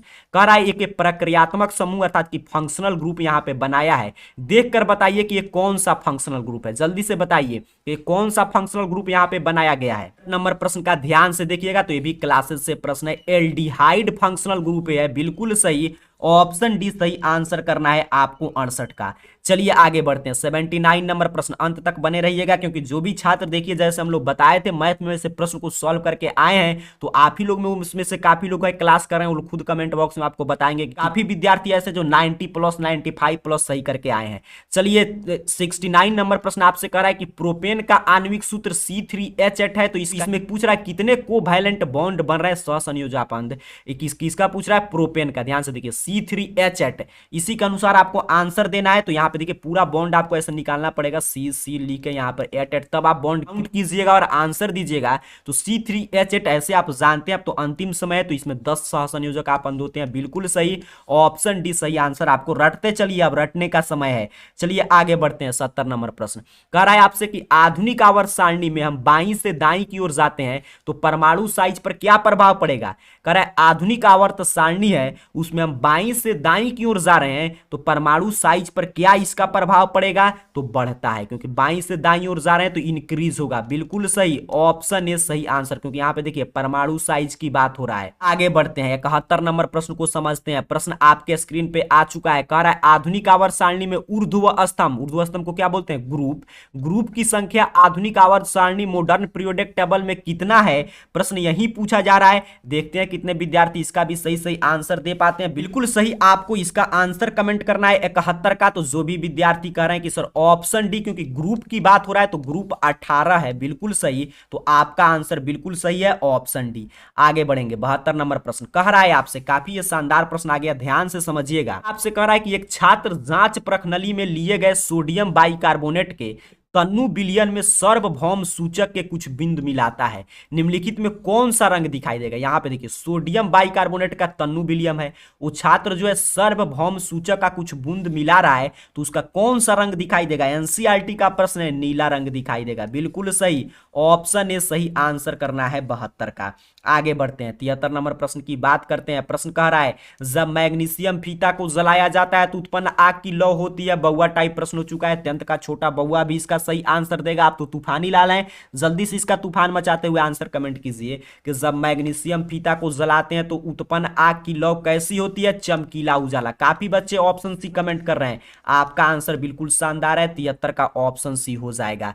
आगे बढ़ते हैं, 74 नंबर प्रश्न कह रहा है आपसे कि एक जांच प्रश्नावली में लिए गए विलयन में एक लोहे की कील को डुबाया गया। देखिए ध्यान से क्या कह रहा है, एक जांच प्रश्नावली में लिए गए विलयन में एक लोहे का कील डुबाया गया है। आधे घंटे के बाद यह देखा गया कि विलयन का रंग परिवर्तित हो चुका है। उस जांच प्रश्नावली में कौन विलयन था, लोहा का कील जो डुबाते हैं तो विलयन के रंग को बदल देता है। सोचिए, आपके उदाहरण के साथ आपके बुक में दिया गया है कि CuSO4 था, बिल्कुल सही, ऑप्शन बी, सभी बुक से लाइन बाय लाइन पूछा जा रहा है। चलिए आगे बढ़ते हैं, 75 नंबर प्रश्न, ये भी प्रश्न काफी शानदार है, सिर्फ VVI प्रश्न, अंतिम VVI प्रश्न। इसके बाद फिर साइंस का एक क्लास होगा सुबह में, अगर आप लोग का डिमांड आता है तो उस समय भी आप रिवीजन कर लेंगे तो आपसे जो है कोई भी प्रश्न एग्जाम में गलत नहीं होगा। पहले अभी इस समय क्लास को कीजिए, ध्यान से आंसर दीजिए। एक सिर्फ हम लोग देखिए प्रश्न में, जो भी छात्र इस चैनल को सब्सक्राइब कर रखे हैं उनको मालूम है कि हम लोग किसी भी क्लास में बिल्कुल ऐसे ही चर्चा करते हैं ताकि आपका समय बचे और कम समय में हम लोग मैक्सिमम प्रश्न कर पाए, ताकि आपके पास पर्याप्त समय हो रिवीजन का। तो जल्दी से आंसर दीजिएगा। 75 का कह रहा है निम्नलिखित में कौन से यंत्र का उपयोग रक्त मापक के उपयोग में करते हैं, अर्थात कि ब्लड प्रेशर मापने के लिए किस यंत्र का प्रयोग करते हैं। यही घुमा पुरा कर पूछा है, रक्तदाब मापने के लिए किस यंत्र का प्रयोग करते हैं सर। तो 75 नंबर प्रश्न का जो भी विद्यार्थी कह रहे हैं कि ऑप्शन सी स्फाइग्नोमैनोमीटर, बिल्कुल सही, ऑप्शन सी सही आंसर रटते चलिए, सभी महत्वपूर्ण प्रश्न है। आगे बढ़ते हैं, 76 नंबर प्रश्न आपसे कह रहा है कि रक्त का कौन सा अवयव घायल स्थान में रक्त स्राव के मार्ग को रक्त का थपका बनाकर अवरुद्ध करता है। कह रहा है इसमें से रक्त का कौन सा अवयव रक्त के थक्का जमने में सहायक है। मिला जुला कर वही प्रश्न पूछ रहा है, यहां पे देख लीजिए, रक्त का थक्का जमने में इसमें से कौन सा रक्त का अवयव मदद करता है, तो प्लेटलेट्स, बिल्कुल सही, ऑप्शन सी 76 का आपको सही आंसर कर देना है। चलिए आगे बढ़ते हैं, 77 नंबर प्रश्न की बात करते हैं। प्रश्न आपसे कह रहा है कि अवंटू ग्रंथि को थायरॉक्सिन हार्मोन बनाने के लिए क्या आवश्यक है। चलिए देखते हैं कितने विद्यार्थी इसका आंसर दे पाते हैं। जो विद्यार्थी इसका 77 का सही आंसर कमेंट कर देंगे, समझिए आपको जो है 80 में 80 लाने से कोई नहीं रोक सकता है। कह रहा है अवंटू ग्रंथि में थायरॉक्सिन हार्मोन बनाने के लिए क्या आवश्यक है। तो देखिए इसमें क्या होता है कि ये सोडियम भी नहीं लगता है, आप जानते हैं, क्लोरीन भी नहीं है, फास्फोरस भी नहीं, इसमें क्या आवश्यक होता है, आयोडीन। आयोडीन, इसलिए देखिए इंग्लिश मीडियम वाले जो छात्र हैं वो तो कहेंगे ऑप्शन डी इसमें से नॉन ऑफ दिस, तो आपका आंसर बिल्कुल सही है। हिंदी मीडियम वाले छात्र अगर ऑप्शन डी करें तो उनका हो गया इनमें से सभी। ये मिसप्रिंट है, कभी कभी बिहार बोर्ड भी ऐसे मिसप्रिंट कर सकता है, नॉन ऑफ दिस। यहाँ पे तो इंग्लिश में देख लीजिएगा जब प्रश्न पे सख्त लगेगा, क्योंकि स्पष्ट प्रश्न था कि ऑटो ग्रंथि में थायरॉक्सिन हार्मोन बनाने के लिए किसका प्रयोग होता है, तो क्या आवश्यक है पूछ रहा है, तो आयोडीन आवश्यक है, बिल्कुल स्पष्ट प्रश्न का जवाब होगा। इसमें कोई नहीं था, लेकिन यहाँ पे हिंदी में लिख दिया था इनमें से सभी, लेकिन इंग्लिश में सही है नॉन ऑफ दिस, इसीलिए इंग्लिश के अनुसार ऑप्शन डी हो जाएगा। चलिए आगे बढ़ते हैं, 78 नंबर प्रश्न की बात करते हैं। आपसे कह रहा है कि मस्तिष्क का कौन सा भाग शरीर की स्थिति तथा संतुलन का अनुरक्षण करता है? इसमें से बताना है कि मस्तिष्क का कौन सा भाग, मस्तिष्क का पूरा आपको सचित्र वर्णन पढ़ना है। वहीं कह रहा है इसमें से कौन सा भाग है शरीर की स्थिति तथा संतुलन का अनुरक्षण करता है सर। देखते हैं कितने विद्यार्थी आंसर दे पाते हैं। 78 का क्या होगा सही आंसर? तो भी छात्र कमेंट कर रहे हैं कि सर ऑप्शन सी अनुमस्तिष्क आपका आंसर बिल्कुल सही है, ऑप्शन सी। रटते चलिए। चलिए 79 नंबर प्रश्न कह रहा है पादप हार्मोन साइटोकिनिन सहायक है। तो देखिए ये भी प्रश्न जो कह रहा है पादप हार्मोन साइटोकिनिन, तो ये आप जानते हैं कोशिका विभाजन के लिए सहायक है, लेकिन ऑप्शन में देखिए कहीं पे नहीं है। कह रहा है पररोह के अग्रभाग की लंबाई में वृद्धि के लिए, तन्ने की वृद्धि के लिए, का प्रकाश की ओर मुड़ने के लिए, इनमें से सभी कोई नहीं है। तो यहाँ पे ऑप्शन डी कर देंगे, क्योंकि कोशिका विभाजन होता है तभी ये सभी घटना घटित होता है, तो इसीलिए ऑप्शन डी शायद दिया गया था। नहीं तो अगर ऐसे प्रश्न आए एग्जाम में डाउटफुल तो छोड़ देना है, क्योंकि 80 में से आपको 40 ही बनाना है। चलिए आगे बढ़ते हैं, 80 नंबर प्रश्न की बात करते हैं। प्रश्न कह रहा है हाइड्रा में प्रजनन की विधि निम्नलिखित में से कौन सा है? तो हाइड्रा में कौन सा प्रजनन का विधि पाया जाता है सर? 80 नंबर प्रश्न का सही आंसर आपको देखते देखते ऑप्शन सी कमेंट करना है। हाइड्रा पूछ रहा था, ध्यान से प्रश्न यहां पे देखिएगा, हाइड्रा तो मुकुलन, बिल्कुल सही। 81 नंबर प्रश्न, देखिए एग्जाम में 80 आएगा, लेकिन आपके लिए काफी प्रश्न सेट किया गया ताकि मैं बोला इतना क्लास आप देख कर जाते हैं। आपको अगर आप लोग का डिमांड आता है सुबह में भी एक क्लास कर लेते हैं तो 40 ही प्रश्न बनाना है, 40 अधिक हम लोग के क्लास से आ जाएगा। कह रहा है पुष्प का कौन सा भाग परागकण बनाता है? कौन सा भाग इसमें से पुष्प का परागकण बनाता है सर? तो पुंकेसर, पुंकेसर ही परागकण बनाता है, बिल्कुल सही। ऑप्शन सी सही आंसर करना है। आगे बढ़ते हैं 82 नंबर प्रश्न कह रहा है निम्नलिखित में कौन मानव में मादा जनन तंत्र का भाग नहीं है? एक बार नहीं अनेकों बार इस प्रश्न की चर्चा की है। यहां पे देखिए नहीं है, मानव मादा जनन तंत्र का भाग नहीं है। तो ध्यान से देखिएगा, तो अंडाशय भी है, गर्भाशय भी। शुक्रवाहिका नर जनन तंत्र का भाग है, बिल्कुल सही। तो ऑप्शन सी, क्योंकि पूछा था कौन मानव मादा जनन तंत्र का भाग नहीं है, तो शुक्रवाहिका नहीं है, बिल्कुल सही। ऑप्शन सी कमेंट करना है आपको। 83 नंबर प्रश्न याद कीजिए। अब कह रहा है वंशागत नियमों का प्रतिपादन किसने किया? देखते हैं कितने विद्यार्थी इसका आंसर दे पाते हैं। 83 का मैं देख रहा हूं काफी विद्यार्थी बहुत पीछे, अभी 81 का कमेंट कर रहे हैं। देखिए हम लोग 83 पे पहुंच चुके हैं, जल्दी जल्दी आगे बढ़िए। आपको तूफानी लाला बन चुके हैं, आपको तूफान मचाना है एग्जाम में, जल्दी जल्दी आंसर दीजिए। 83 नंबर का आंसर मैं पूछा हूं क्या होगा सही ऑप्शन? ऑप्शन आपको सिर्फ ABCD कमेंट कर देना है, ये मैथ है नहीं कि आप सॉल्व करेंगे। कह रहा है वंशागत नियमों का प्रतिपादन किसने किया सर? तो 83 का राइट आंसर है ऑप्शन डी। काफी विद्यार्थी ऑप्शन डी अब कमेंट कर दिए हैं। 83 का आपका आंसर बिल्कुल सही है, ग्रेगर जॉन मेंडल, बिल्कुल सही। आगे बढ़ते हैं 84 नंबर प्रश्न। सभी विद्यार्थी का कमेंट देख रहा हूं, जल्दी से 84 का सही ऑप्शन कमेंट कीजिए। सभी बउआ टाइप प्रश्न है। स्त्रियों में लिंग गुणसूत्र का कौन सा युग्म होता है? स्त्रियों में लिंग गुणसूत्र का इसमें से कौन सा युग्म होता है, यही प्रश्न पूछा जा रहा है। तो ऑप्शन बी XX, बिल्कुल सही सर, ऑप्शन बी सही आंसर कर देंगे। चलिए आगे बढ़ते हैं 85 नंबर प्रश्न। ये भी प्रश्न काफी शानदार है। कह रहा है मंड परीक्षण के लिए हरी पत्ती पर आयोडीन डालने से पहले पत्ती को एल्कोहल में उबाला जाता है। कह रहा जो मंड परीक्षण, ये भी आपको पढ़ना है। कह रहा मंड परीक्षण के लिए हरी पत्ती पर आयोडीन डालने से पहले जो पहले पत्ती को एल्कोहल में उबालते हैं उसका क्या कारण है? 4 ऑप्शन आपके सामने है। तो ऑप्शन बी क्लोरोफिल को घोलने के लिए, बिल्कुल सही। क्लोरोफिल को घोलने के लिए उसको एल्कोहल में उबालते हैं सर मंड परीक्षण से पहले। तो ऑप्शन बी 85 का सही आंसर कर देना है। 86 नंबर प्रश्न कह रहा है आपसे स्लाइड को सर्वप्रथम कंपाउंड माइक्रोस्कोप से देखा जाता है। स्लाइड को सर्वप्रथम कंपाउंड माइक्रोस्कोप से कितना गुना करके देखा जाता है? प्रश्न यही पूछ रहा है। तो ऑप्शन बी 10x, 10 गुना। 10x का मतलब 10 गुना, बिल्कुल सही। ऑप्शन बी सही आंसर कर देंगे। आगे बढ़ते हैं 87 नंबर प्रश्न कह रहा है आपसे दो तंत्रिका कोशिकाओं के मध्य खाली स्थान को कहते हैं।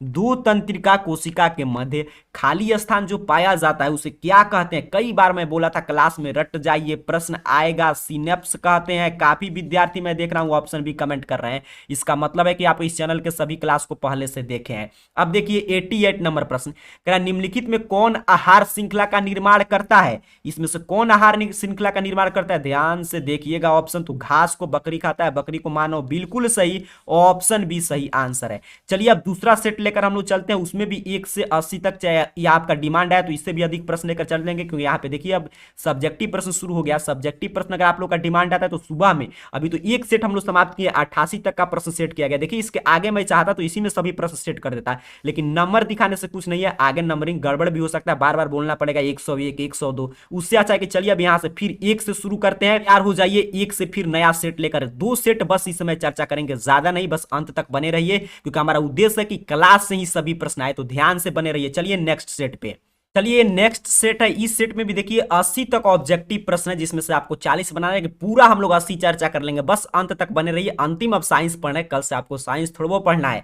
ध्यान से अंत तक बने रहिएगा, ध्यान से। हमें भी आप ही के लिए देखिए इतना हम लोग लगातार घंटों बोलना पड़ता है आप ही के लिए, तो आपको भी फर्ज बनता है कि अंत तक एक एक प्रश्न को याद कीजिएगा। चलिए पहला प्रश्न शुरू हो चुका है। सिर्फ प्रश्न और ऑप्शन पे फोकस रहेंगे सर, काफी शानदार प्रश्न मिलेगा। कह रहा है वास्तविक प्रतिबिंब की प्रकृति कैसी होती है? जल्दी से आंसर ABCD आपको तो कमेंट करना, हम लोग को लिखना बोलना सभी पड़ता है। ध्यान से देखिएगा, गला सूख रहा है फिर भी आपके लिए एनर्जी के साथ पूरा क्लास लिया जा रहा है ताकि आप भी जाग कर क्लास करें। कह रहा है वास्तविक प्रतिबिंब की प्रकृति कैसी होती है सर? तो ऑप्शन बी, वास्तविक प्रतिबिंब उल्टा, काल्पनिक प्रतिबिंब सीधा। बिल्कुल सर, ऑप्शन बी। चलिए दूसरा नंबर प्रश्न। कह रहा है किसी माध्यम में अपवर्तनांक का मान होता है। किसी माध्यम के अपवर्तनांक का मान तो जानते हैं उसे म्यू से सूचित करते हैं, साइन आई बट्टा में साइन आर। काफी शानदार, पूरा रिवीजन कर लेना है, अंत तक बने रहिए। इतना मैं आपका रिवीजन करा दे रहा हूं कि इससे बाहर कोई प्रश्न नहीं आएगा। तीसरा प्रश्न कह रहा है स्पेक्ट्रम प्राप्त करने के लिए किसका उपयोग किया जाता है? तो स्पेक्ट्रम प्राप्त करने के लिए टेंथ का बउआ भी जानता है कि प्रिज्म का उपयोग करेंगे सर। बिल्कुल सही, ऑप्शन डी। आंसर देते चलिएगा, आगे बढ़ते हैं। 4 नंबर प्रश्न आपके मोबाइल स्क्रीन पे शो कर रहा है, जल्दी से पढ़िए और आंसर दीजिए। कह रहा है किसी चालक का प्रतिरोध निर्भर करता है। इतना शानदार प्रश्न है, मैं आपको सब्जेक्टिव में भी बोला था कि ऑब्जेक्टिव में आएगा। सब्जेक्टिव में इसके प्रश्न को लिखाया था कि चालक की लंबाई पर, चालक के अनुप्रस्थ काट के क्षेत्रफल पर, चालक के प्रकृति पर, चालक के ताप पर, तो उपयुक्त सभी, इसीलिए ऑप्शन दे रहा है ऑप्शन डी। चलिए आगे बढ़ते हैं। आपके 5 नंबर प्रश्न, दीर्घ दृष्टि दोष का उपचार किस लेंस द्वारा होता है? कह रहा है कि दीर्घ दृष्टि दोष अगर किसी को है, उसका उपचार करना है तो उसको किस लेंस के द्वारा उसका उपचार करेंगे, अर्थात कि किस लेंस के उचित फोकस दूरी वाले चश्मे का वो व्यक्ति उपयोग करेगा सर? तो उत्तल लेंस। दीर्घ दृष्टि दोष जब भी पूछेगा तो उत्तल लेंस, निकट दृष्टि दोष तो अवतल लेंस। चलिए 6 नंबर प्रश्न को समझेंगे। कह रहा है विद्युत चुंबक बनाने के लिए उपयुक्त पदार्थ है। देखते हैं कितने विद्यार्थी इसका आंसर दे पा रहे हैं। जल्दी से आंसर दीजिए, आप ही के लिए देखिए फिर से एक से मैं प्रश्न सेट किया हूं ताकि आपको ये नहीं लिखना पड़े कि 79, 101, 102 उतना आप कमेंट करते रह जाएंगे तो आपका भी काम आसान हो। तो चलिए यहां पे जल्दी से 6 का राइट आंसर दीजिए। दूसरा सेट चल रहा है, विद्युत चुंबक बनाने के लिए उपयुक्त पदार्थ है। तो जो भी विद्यार्थी ऑप्शन बी कमेंट कर रहे हैं, आपका आंसर बिल्कुल सही है। देखिए चुंबक 2 तरह के होते हैं, एक अस्थायी विद्युत चुंबक, उसमें नरम लोहा का क्रोड बनाया जाता है, वहीं आपका विद्युत चुंबक की भांति व्यवहार करता है। एक होता है अस्थायी चुंबक, उसमें हम लोग इस्पात का प्रयोग करते हैं। चलिए आगे बढ़ते हैं। 7 नंबर प्रश्न कह रहा है आपसे कि 10 ओम और 20 ओम के दो प्रतिरोध का श्रेणी क्रम में जोड़ने पर समतुल्य प्रतिरोध। इसीलिए मैं बोला कि मैं आपका इतना रिवीजन करा दूंगा कि कोई इससे बाहर प्रश्न नहीं आएगा। देखिए अभी पहले सेट में हम लोग किस में पढ़ रहे थे, समांतर क्रम में, अब आ गया श्रेणी क्रम में। सोचिए अंक चेंज होगा, आप बिल्कुल सही जवाब देंगे तो कहिएगा इसमें तो होता है समतुल्य प्रतिरोध R बराबर R1 plus R2 plus R3, तो एक है 10 एक है 20, हमारा हो जाएगा 30 ओम। कहां पे है? ऑप्शन सी पे है गुरुजी, 7 का ऑप्शन सी। चलिए आगे बढ़ते हैं। 8 नंबर प्रश्न कह रहा है निम्न में कौन अवकारक है? इसमें कौन अवकारक है सर? तो H2 अवकारक है। बिल्कुल सही, ऑप्शन ए सही आंसर कर देना है, H2 जो है अवकारक है। आगे बढ़ते हैं। 9 नंबर प्रश्न कह रहा है संक्षारण में किस प्रकार की अभिक्रिया होती है? संक्षारण में किस प्रकार की अभिक्रिया होती है? तो संक्षारण में तो यहां पे ऑप्शन देखिए, आपको क्या लग रहा है आप लोग बताइए जल्दी से। पहले तो मैं इसको देख रहा हूं, ऑप्शन थोड़ा मुझे शक लग रहा है, डाउट लग रहा है इस पे। पूछ रहा है संक्षारण में कौन अभिक्रिया होता है, तो यहां पे हिंदी में इंग्लिश में, तो देखिए यहां पे कहीं पे भी मुझे सही ऑप्शन नहीं दिखाई दे रहा, क्योंकि संक्षारण में लोग क्या पढ़ते हैं, रेडॉक्स, उपचयन अपचयन दोनों अपोपच है, तो इसमें कोई ऑप्शन शायद गलत ऑप्शन सेट हो गया। चलिए आगे बढ़ते हैं। 10 नंबर प्रश्न, ऐसे आप जानते हैं संक्षारण रेडॉक्स अभिक्रिया है।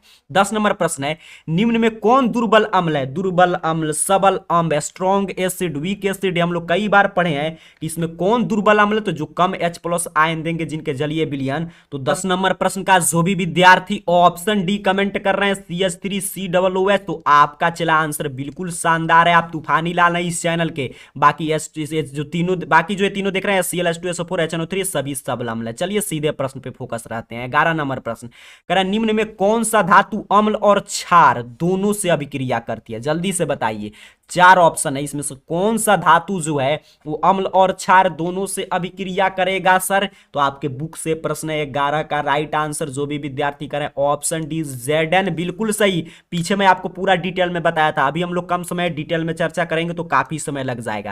कह रहा है निम्नलिखित में कौन कॉपर का अयस्क है? इसमें से आपको बताना है कि कौन कॉपर का अयस्क है सर। देखते हैं कितने विद्यार्थी कमेंट कर पाते हैं। तो ये तो प्रश्न हमेशा आता है, तो कॉपर का अयस्क 12 का हो जाएगा ऑप्शन ए क्यूपराइट। बॉक्साइट, बिल्कुल सही। बॉक्साइट किसका होता है? एल्युमिनियम का। सिनेबार पारा का, बिल्कुल शानदार, मैं सभी बता दे रहा हूं। ये हो गया कॉपर का।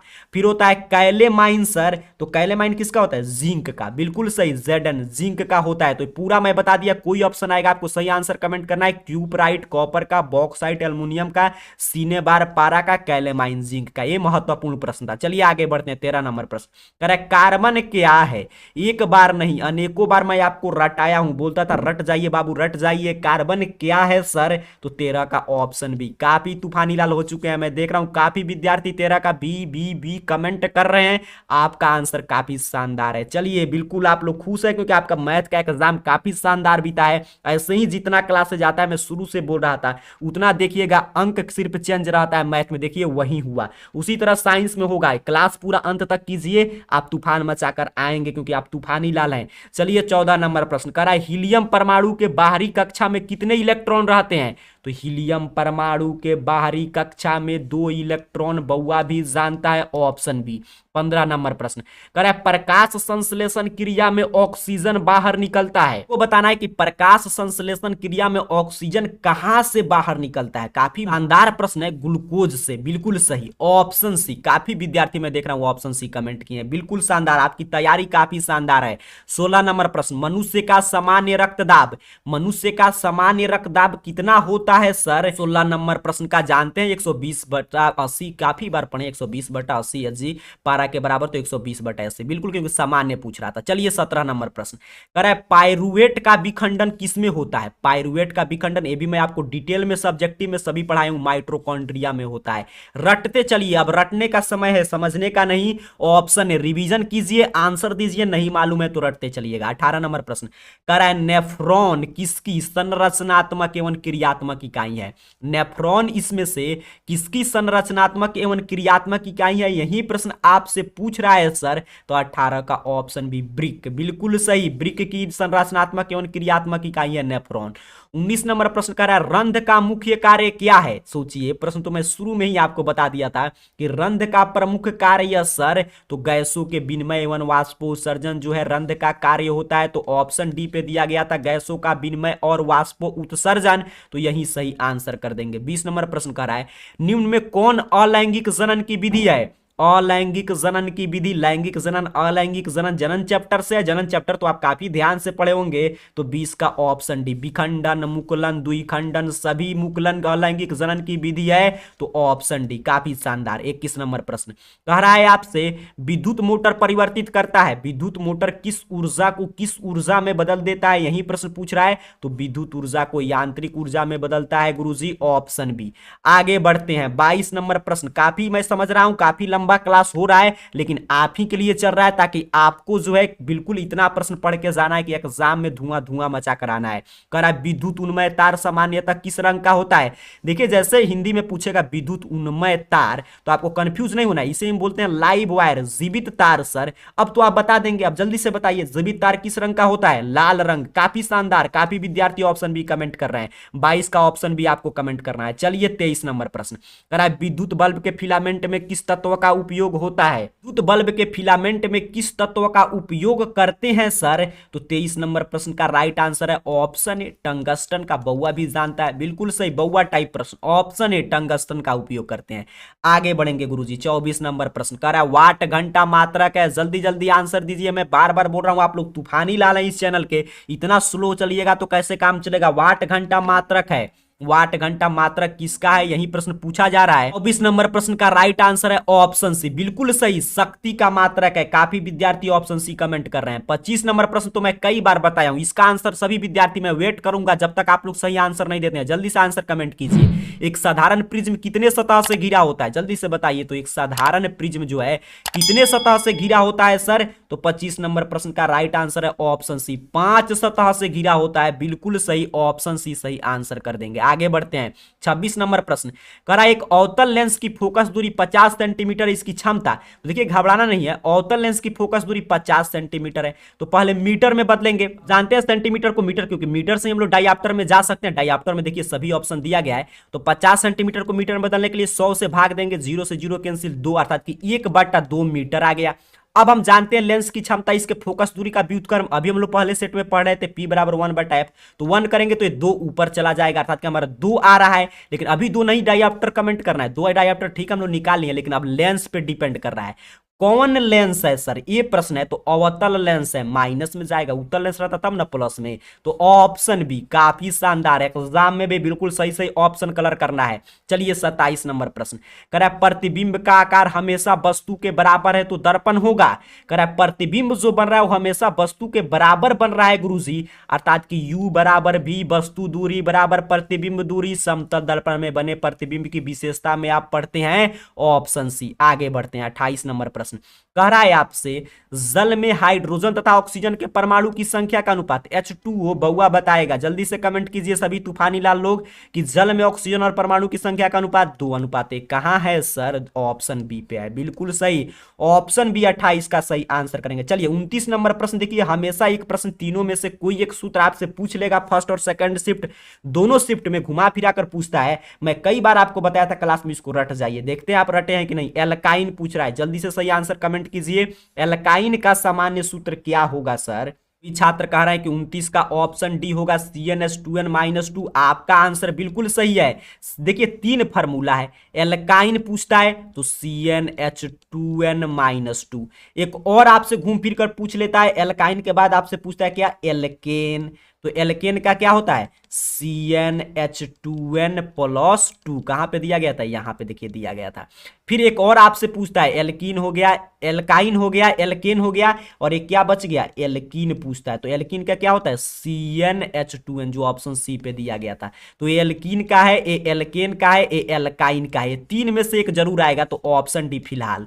चलिए आगे बढ़ते हैं 30 नंबर प्रश्न करा, लोहे की परमाणु संख्या बउआ बताएगा। जल्दी से आंसर कमेंट कीजिए, लोहे की परमाणु संख्या कितना होता है। बिल्कुल फास्ट आपको चलना है, जल्दी जल्दी आंसर दीजिए ताकि जल्दी से क्लास ओवर करें हम लोग। आप भी जाकर खाना खाकर आराम से चैन से सोइए, और सुबह में अच्छा नींद लेकर जगेंगे तो अच्छा से एग्जाम देंगे। कह रहा है लोहे की परमाणु संख्या सर, तो 30 नंबर प्रश्न का राइट आंसर है ऑप्शन बी गुरुजी 26, Fe26 रटते रहिएगा। 31 नंबर प्रश्न कह रहा है कठोर जल को मृदु बनाने के लिए सोडियम के किस यौगिक का उपयोग करते हैं। अब अगर 31 का आंसर आप गलत कमेंट कर रहे हैं तो समझिए आपका क्लास में ध्यान नहीं है। अभी पहले सेट में मैं बता रहा था कि कठोर जल को मृदु बनाने के लिए सोडियम के किस यौगिक का उपयोग करते हैं, Na2CO3 वाशिंग सोडा का उपयोग करते हैं। बिल्कुल सही, ऑप्शन सी 31 का आपको सही आंसर कर देना है। काफी विद्यार्थी मैं देख रहा हूं काफी सही आंसर दे रहे हैं। चलिए 32 नंबर प्रश्न कह रहा है कौन सा अधातु, देखिए अधातु विद्युत का सुचालक कहते हैं, तो धातु अधातु का ग्रेफाइट,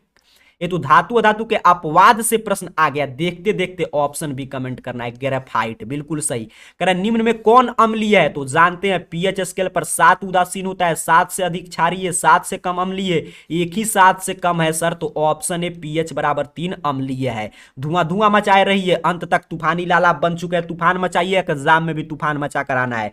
चलिए 34 नंबर प्रश्न कह रहा है निम्न अभिक्रिया किस प्रकार की है। ये अभिक्रिया जो है ये किस प्रकार का है सर, प्रश्न आपसे यही पूछा जा रहा है। तो 34 नंबर प्रश्न का राइट आंसर जो भी विद्यार्थी कह रहे हैं कि गुरुजी ऑप्शन सी बिल्कुल सही, यहां पे देख रहे हैं एक अभिकारक है, एक से अधिक प्रतिफल बना रहा है, तो यही हम बोलते हैं अपघटन या वियोजन अभिक्रिया, इसे ही बोलते हैं। तो ऑप्शन सी। आगे बढ़ते हैं 35 नंबर प्रश्न कह रहा है मनुष्य शरीर की सबसे बड़ी ग्रंथि। अब इससे आसान प्रश्न आपसे बिहार बोर्ड क्या पूछेगा आप ही को बताना है। चलिए 35 नंबर प्रश्न का सही आंसर कमेंट करेंगे सभी विद्यार्थी। इसका सही आंसर से कमेंट बॉक्स भर जाना चाहिए। 35 का क्या होगा सही आंसर। काफी विद्यार्थी मैं देख रहा हूं ऑप्शन ए कमेंट कर रहे हैं। काफी शानदार, आप लोग का ऑप्शन देखकर दिल खुश हो गया, आपकी तैयारी काफी शानदार है। लीवर जो है मनुष्य शरीर के सबसे बड़ी ग्रंथि है। 36 नंबर प्रश्न कर रहा है पौधों का कौन सा भाग धनात्मक गुरुत्वाकर्षण दर्शाता है। धनात्मक गुरुत्वानुवर्तन कौन सा भाग दर्शाता है पौधे का सर। तो 36 का ऑप्शन जड़ दर्शाता है, धनात्मक बात हो रहा है। बिल्कुल सही। आगे बढ़ेंगे सर 37 नंबर प्रश्न, कहीं पे नहीं रुकना है, अंत तक बने रहिएगा। 37 नंबर प्रश्न कर रहा है मानव मादा जनन तंत्र का भाग नहीं है। मानव मादा जनन तंत्र का भाग इसमें से कौन नहीं है गुरुजी। तो शुक्राणु, अभी मैंने बताया शुक्राणु नहीं है। बिल्कुल सही, ये नर जनन तंत्र का भाग है। 38 नंबर प्रश्न कह रहा है मैग्नीशियम पाया जाता है। मैग्नीशियम इसमें किसमें पाया जाता है। तो क्लोरोफिल में। काफी शानदार, ऑप्शन ए आपको सही आंसर कर देना है 38 का। आगे बढ़ते हैं 39 नंबर प्रश्न की बात करते हैं। प्रश्न कह रहा है कुलह किस राज्य के नहर की सिंचाई की स्थानीय प्रणाली है। कुलह जो है वो किस राज्य के नहर के सिंचाई की स्थानीय प्रणाली है? कुलह की बात हो रहा है, बुक से प्रश्न है, तो अगर आप बुक पढ़ोगे तो कहेंगे हिमाचल प्रदेश। बिल्कुल सही, हिमाचल प्रदेश में कुलह नहर की सिंचाई प्रणाली, स्थानीय प्रणाली डेवलप किया गया। 40 नंबर प्रश्न है, हाइड्रीला पौधों में रंध्र कहां पाया जाता है? सर बउआ टाइप प्रश्न है। हाइड्रीला पौधे आप जानते हैं जलीय पौधे होते हैं, जलीय पौधों में रंध्र नहीं पाया जाता है, इसीलिए प्रश्न घूम फिर कर पूछता है। तो ऑप्शन डी इनमें से कोई नहीं सही आंसर करना है। 41 नंबर प्रश्न कह रहा है आपसे किस दर्पण की फोकस दूरी ऋणात्मक लिया जाता है? काफी शानदार शानदार प्रश्न मिल रहा है, अंत तक बने रहिए, कुछ देर में सेट खत्म होगा तो क्लास को एंड करेंगे। देख रहे हैं काफी विद्यार्थी काफी एनर्जी उत्साह से क्लास में बने हुए हैं शुरू से ही, और अभी तक मैं देख रहा हूं आंसर दे रहे हैं। देते चलिए आंसर, चलिए बताइए, आप ही के लिए इतना मेहनत हो रहा है, किस दर्पण की फोकस दूरी ऋणात्मक लिया जाता है? तो 41 नंबर प्रश्न का जो भी विद्यार्थी ऑप्शन बी कमेंट कर रहे हैं अवतल दर्पण, आपका चला आंसर काफी शानदार है। आगे बढ़ेंगे सर, 42 नंबर प्रश्न बउआ के लिए है, जल्दी से, किसी भी विद्यार्थी का आंसर गलत नहीं आना चाहिए। 42 का सही ऑप्शन जल्दी से कमेंट कीजिए, प्रश्न आपको दिखाई दे रहा है। कह रहा है लेंस की फोकस दूरी एफ और वक्रता त्रिज्या आर में क्या संबंध है? अभी मैंने बताया सर, एफ बराबर आर बट्टा 2, वक्रता त्रिज्या का आधा होता है फोकस दूरी। ऑप्शन बी पे दिया गया है, तो 42 का ऑप्शन बी। आगे बढ़ते हैं, 43 नंबर प्रश्न की बात करते हैं। प्रश्न कह रहा है सामान्य दृष्टि के लिए सुस्पष्ट दृष्टि की अल्पतम दूरी, अल्पतम दूरी का मतलब न्यूनतम दूरी पूछ रहा है, कोई आपको कंफ्यूजन नहीं रखना है। तो 43 नंबर प्रश्न का जो भी विद्यार्थी देखते देखते ऑप्शन बी कमेंट कर दिए 25 सेंटीमीटर, आपका आंसर बिल्कुल सही है। दूरदृष्टि पूछेगा तो अनंत हो जाएगा। चलिए 44 नंबर प्रश्न कह रहा है निम्न में किस माध्यम का अपवर्तनांक अधिक है? सबसे अधिक पूछ रहा है, इसमें से किसका अपवर्तनांक है सर? तो कहिएगा बउआ टाइप प्रश्न है, हीरा का अपवर्तनांक आप जानते हैं 2.42, यही सबसे अधिक है, तो ऑप्शन डी। जल का भी कोई पूछे तो आप बता सकते हैं 1.33 होता है लगभग में। हवा का पूछेगा तो 1.003। शीशा का, तो शीशा तो कांच आप कई प्रकार के जनरली पढ़ते हैं, लेकिन हम लोग 1.55 जनरली लेंगे। तो देखिए सबसे अधिक किसका है, 2.42 है, तो ऑप्शन डी करेंगे सर, हीरा का। 45 नंबर प्रश्न कह रहा है श्वेत प्रकाश का कौन सा रंग किसी प्रिज्म से गुजरने के पश्चात सबसे कम झुकता है? देखिए कितना शानदार प्रश्न है। कह रहा है श्वेत प्रकाश को जब हम प्रिज्म से गुजारेंगे तो कौन सा रंग जो है प्रिज्म से गुजरने के बाद सबसे कम झुकेगा सर? तो ऑप्शन सी लाल, क्योंकि इसी का विचलन कम होगा, इसका प्रकीर्णन ज्यादा है, तो यही कम झुकेगा। यही प्रश्न पूछा था, कॉन्सेप्ट पे बेस्ड था, ऑप्शन सी। 46 नंबर प्रश्न, 46 नंबर प्रश्न भी मैं अभी आपको पहले सेट में समझा रहा था, वही प्रश्न आ गया। कह रहा है निकट दृष्टि दोष को किस लेंस के उपयोग द्वारा संशोधित किया जा सकता है? अर्थात निकट दृष्टि दोष को दूर करने के लिए किस लेंस के चश्मे का प्रयोग करेंगे? यही पूछ रहा है, तो अवतल लेंस। निकट दृष्टि दोष अवतल और दीर्घ दृष्टि दोष उत्तल, तो 46 का ऑप्शन है। 47 नंबर प्रश्न कह रहा है वैद्युत प्रतिरोधकता, यहां पे देखिए वैद्युत प्रतिरोधकता निर्भर करता है, वैद्युत प्रतिरोधकता चालक की लंबाई पर, चालक के अनुप्रस्थ काट के क्षेत्रफल पर, चालक के पदार्थ की प्रकृति पर, इनमें से सभी पर निर्भर करता है सर, तो ऑप्शन डी। आगे बढ़ते हैं, 48 नंबर प्रश्न की बात करते हैं। प्रश्न कह रहा है विद्युत शक्ति का एसआई मात्रक, तो विद्युत शक्ति पूछ रहा है, यहां पे देखिए विद्युत शक्ति का एसआई मात्रक क्या होगा सर? देखते हैं कितने विद्यार्थी हमारे तूफानी लाल सही सही आंसर दे पाते हैं। तो जो भी विद्यार्थी कह रहा है कि 48 का ऑप्शन ये हो जाएगा वाट, काफी शानदार। चलिए आगे बढ़ते हैं, 49 नंबर प्रश्न क्या कह रहा है कि 1 यूनिट विद्युत ऊर्जा का मान, देखते हैं कितने विद्यार्थी आंसर आप लोग दे रहे हैं कि नहीं कमेंट बॉक्स में, काफी विद्यार्थी आंसर दे रहे हैं। चलिए अंत तक बने रहिएगा, अगर आपको कल के भी एग्जाम में मैथ की तरह धुआं धुआं मचाकर आना है, तो जैसे मैथ में देखिए सभी हम लोग के क्लास से प्रश्न था, वैसे ही साइंस में होगा, काफी प्रश्न की हम लोग चर्चा कर रहे हैं। 1 यूनिट विद्युत ऊर्जा का मान, जल्दी से ऑप्शन दीजिए। मैं 48 पे आप लोग ऑप्शन कमेंट कर रहे हैं, मैं देख रहा हूं। 49 नंबर 49 का सही आंसर दीजिए। 1 यूनिट विद्युत ऊर्जा का मान कितना होता है सर? तो 49 नंबर प्रश्न का राइट आंसर हो जाएगा ऑप्शन डी, 3.10 गुने 3.6 गुने 10 के पावर 6 जूल, तो आपका ऑप्शन डी। अब देखिए 50 नंबर प्रश्न काफी समझने योग्य प्रश्न है। कह रहा है निम्न में कौन सा कथन सत्य नहीं है? यहां पे देखना है, सत्य नहीं है। कह रहा है जनित्र विद्युत चुंबकीय प्रेरण पर कार्य करता है, बिल्कुल सही है। पूछा था कौन सही नहीं है? विद्युत मोटर विद्युत ऊर्जा को यांत्रिक ऊर्जा में बदलता है, तो अभी प्रश्न मिला था। चुंबकीय बल रेखाएं परस्पर नहीं काटती है, भी सही है। विद्युत रोधन वाले तार प्रायः विद्युत उन्मय तार होते हैं, यही सही नहीं, क्योंकि विद्युत उन्मय तार आप जानते हैं कैसे होते हैं, लाल। तो ऑप्शन डी आपको सही आंसर करना है, क्योंकि पूछा था था कौन सही है, तो ऊपर से नीचे वाला ऑप्शन जो है सही नहीं दिया गया था। चलिए 51 नंबर प्रश्न पढ़िएगा और आंसर दीजिए। कह रहा है फ्लेमिंग के वाम हस्त नियम में बाएं हाथ का मध्यमा किसके तरफ संकेत करता है? तो आप जानते हैं फ्लेमिंग के वाम हस्त नियम में बाएं हाथ का मध्यमा चालक में प्रवाहित विद्युत धारा की दिशा बताता है। तो ऑप्शन से बिना कंफ्यूजन का आपको आंसर याद रखिएगा, चालक में प्रवाहित विद्युत धारा की दिशा। फ्लेमिंग का वाम हस्त नियम, दक्षिण हस्त नियम सभी आपको पढ़कर जाना है। प्रश्न कह रहा है चुंबक के भीतर चुंबकीय क्षेत्र रेखाओं की दिशा क्या होती है? फिर चुंबक के भीतर की बात हो रहा है, तो अभी मैंने बताया उत्तर ध्रुव से दक्षिण ध्रुव की ओर, बिल्कुल सही, ऑप्शन ए सही आंसर कर देना है 52 का। आगे बढ़ते हैं 53 नंबर प्रश्न। कह रहा है नाभिकीय ऊर्जा का स्रोत निम्न में से कौन है? नाभिकीय ऊर्जा कहां से प्राप्त कर सकते हैं सर? तो 53 नंबर प्रश्न का जो भी छात्र कर रहा है ऑप्शन ए सर इसका भी होगा, यूरेनियम के विखंडन से, बिल्कुल सही। यूरेनियम के कण पे आप जानते हैं उसके नाभिक में हम लोग बमबारी करके नाभिकीय ऊर्जा प्राप्त करते हैं, तो ऑप्शन ए। 54 नंबर प्रश्न, कली चूना का रासायनिक अणुसूत्र, जल्दी से बताइए। कली चूना का रासायनिक अणुसूत्र, 4 ऑप्शन आपके स्क्रीन पे है, जल्दी से सभी विद्यार्थी ऑप्शन कमेंट करेंगे। कली चूना का रासायनिक अणुसूत्र कितना होता है सर? तो ऑप्शन है CaOH2, बुझा हुआ चूना, कली चूना। आगे बढ़ेंगे 55 नंबर प्रश्न, आपसे जल के वैद्युत अपघटन में कैथोड पर कौन सा गैस मुक्त होता है? जल के वैद्युत अपघटन में कैथोड पर आपका कौन सा गैस मुक्त होता है, यही प्रश्न पूछा जा रहा है। तो 55 का राइट आंसर हो जाएगा ऑप्शन बी, कैथोड पर हाइड्रोजन और एनोड पर ऑक्सीजन, तो ऑप्शन बी। 56 नंबर प्रश्न में अभी आपको बताया था बेकिंग सोडा का रासायनिक सूत्र NaHCO3, काफी शानदार। बेकिंग सोडा NaHCO3 और Na2CO3 वाशिंग सोडा, तो ऑप्शन ए सही आंसर याद रखिएगा। बेकिंग सोडा, वाशिंग सोडा खूब पूछा जाता है। 57 नंबर प्रश्न है कौन सा पदार्थ नीले लिटमस पत्र को लाल करता है? नीले लिटमस पत्र को जो पदार्थ लाल कर देते हैं उन्हें हम कहते हैं अम्ल, तो 57 का ऑप्शन है। और जो लाल लिटमस पत्र को नीला करते हैं उन्हें क्या बोलते हैं? क्षार बोलते हैं। 58 नंबर प्रश्न है मिल्क ऑफ मैग्नीशिया का पीएच मान कितना होता है? यह भी प्रश्न कई बार पूछा गया है। मिल्क ऑफ मैग्नीशिया, तो जो सबसे अधिकतम क्षारीय होता है, तो ऑप्शन डी हो जाएगा 10.5।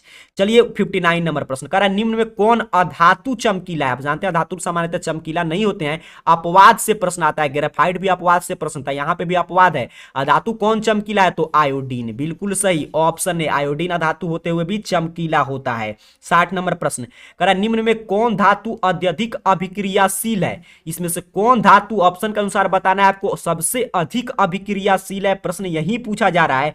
देखते हैं कितने विद्यार्थी आंसर बिना कंफ्यूजन के दे पाते हैं। तो 60 का जो भी छात्र कमेंट कर रहे हैं ऑप्शन बी Na आपका आंसर बिल्कुल सही हो जाएगा। चलिए आगे बढ़ते हैं 61 नंबर प्रश्न कह रहा है ऑक्सीजन परमाणु के बाह्यतम कक्षा में कितने इलेक्ट्रॉन की संख्या होती है? तो ऑक्सीजन परमाणु के बाह्यतम कक्षा में 6 इलेक्ट्रॉन, बिल्कुल सही, ऑप्शन बी आपको सही आंसर कर देना है। चलिए 63 नंबर प्रश्न कह रहा है ब्यूटनॉन एक कार्बनिक यौगिक है जिसका प्रक्रियात्मक समूह है। ब्यूटनॉन इसमें से किस प्रक्रियात्मक समूह में आता है? यही प्रश्न पूछ रहा है किस फंक्शनल ग्रुप का यौगिक है। तो 62 नंबर प्रश्न का राइट आंसर नहीं मालूम है तो याद रखें कीटोन में आता है ब्यूटनॉन, बिल्कुल सही, ऑप्शन सी। चलिए 63 नंबर प्रश्न कह रहा है नाइट्रोजन के 2 परमाणु के बीच कितने आबंध बनते हैं? देखते हैं कितने विद्यार्थी बिना कंफ्यूजन का 63 का सही आंसर दे पाते हैं। अंत तक बने रहना है आपको। चलिए 63 का आंसर कमेंट कीजिए तो सभी लोग कि आपके नाइट्रोजन के 2 परमाणु के बीच कितने आबंध होता है सर, प्रश्न यही पूछा जा रहा है। तो अगर carbon and its compound chapter पढ़े होंगे तो 63 का सही आंसर आप ऑप्शन सी कमेंट करेंगे, 3 आबंध, बिल्कुल सही, ट्रिपल बॉन्ड।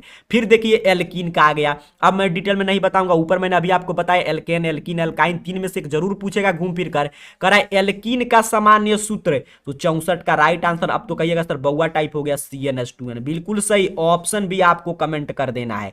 65 नंबर प्रश्न कह रहा है आपसे आधुनिक आवर्त सारणी में आवर्त, अब देखिए क्या पूछ रहा है, आवर्त की संख्या कितनी है, यही प्रश्न पूछा जा रहा है। तो 7 आवर्त है। अभी ऊपर 18 वाला पढ़े थे, अब आ गया आवर्त, ऊपर ग्रुप हम लोग देख रहे थे, तो ऑप्शन ए।